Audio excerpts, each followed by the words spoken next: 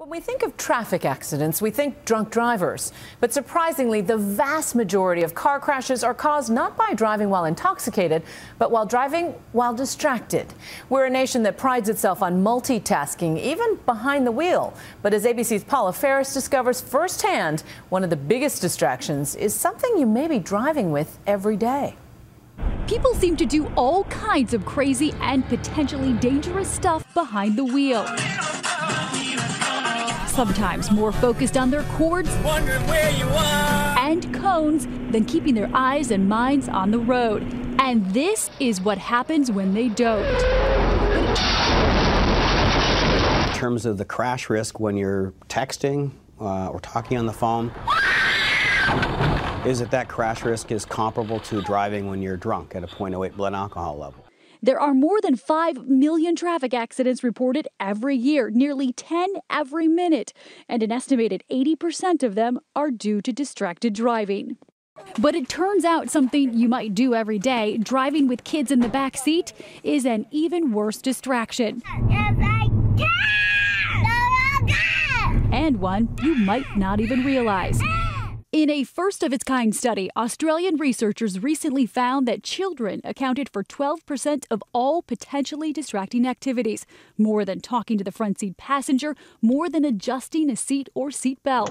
Quit! Drivers are breaking up fights. Stop it! And calming fussy babies. Laura Lickman's been there. Okay, can you get in your seat, please? As a mom of 2 active twin boys, Laura's experienced the added level of distraction that can often come with pint-sized passengers. I think that my kids are more distracting than talking on the phone, maybe just because I feel more obligated to attend to their needs. It's really challenging to just do the task at hand and just drive. Doing good?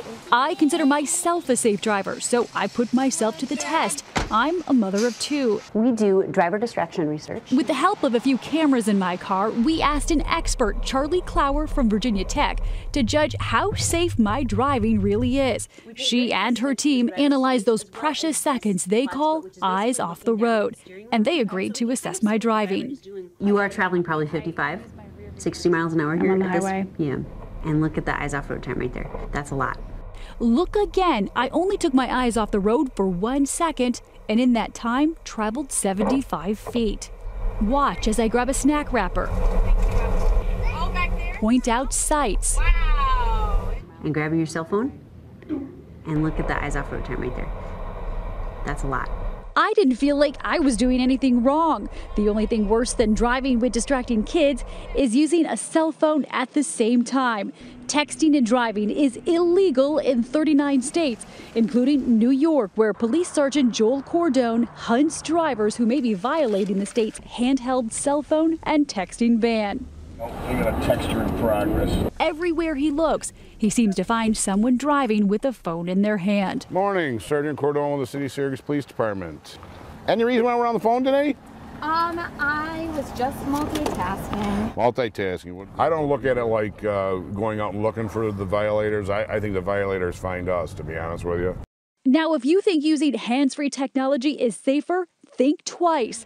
Researchers have proof that even hands-free car calls are just as distracting as holding onto that cell phone.